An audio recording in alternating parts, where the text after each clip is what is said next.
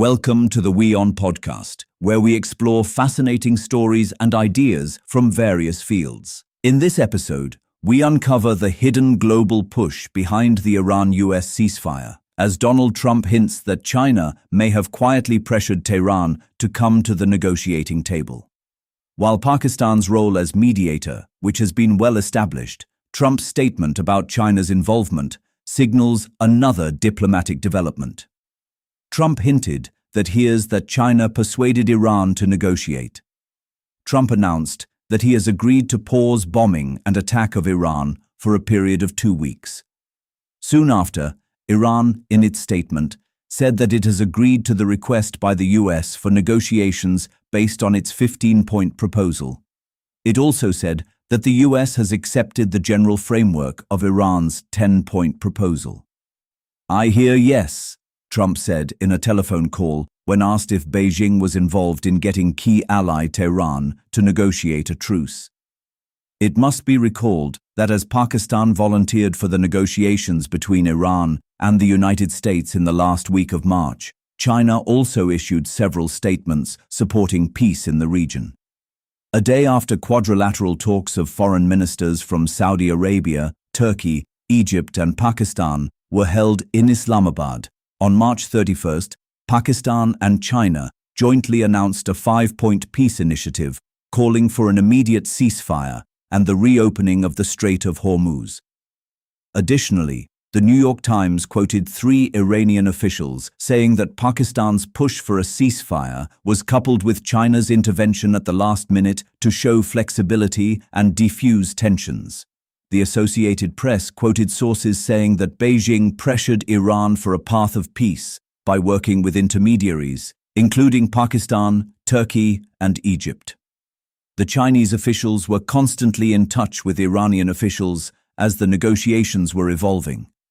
There is no statement from the Chinese Foreign Ministry on the development, but the Chinese embassy in Washington earlier said Beijing has been working tirelessly for peace.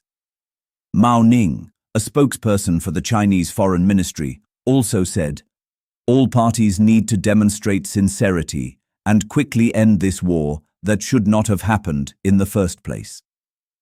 She said China was deeply concerned about the impact the conflict has on the world economy and energy security.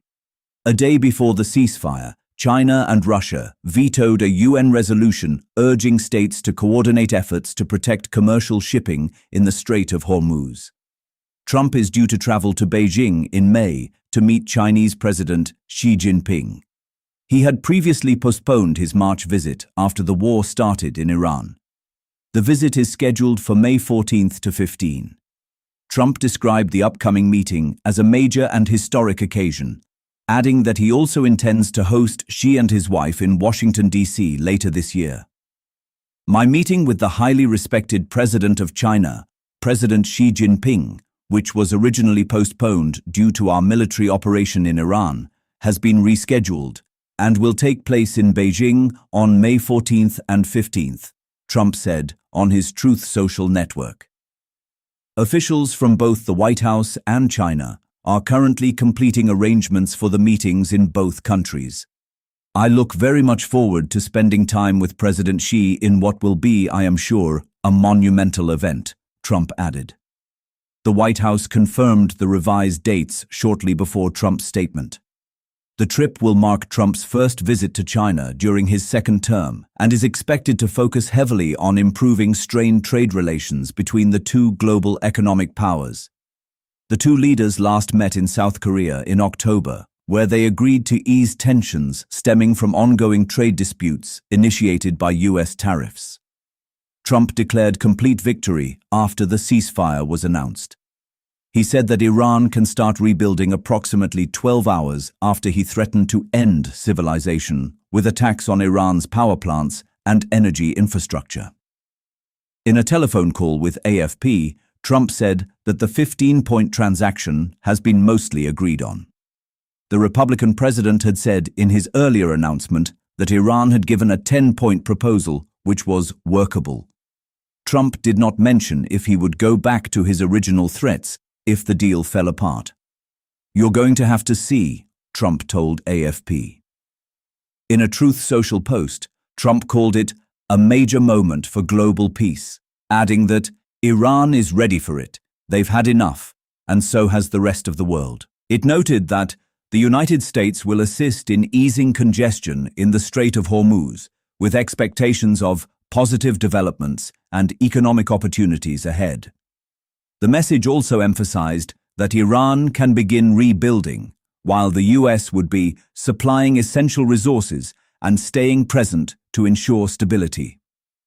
It concluded on an optimistic note, saying there is confidence this could mark a new era of growth, potentially a golden age for the Middle East.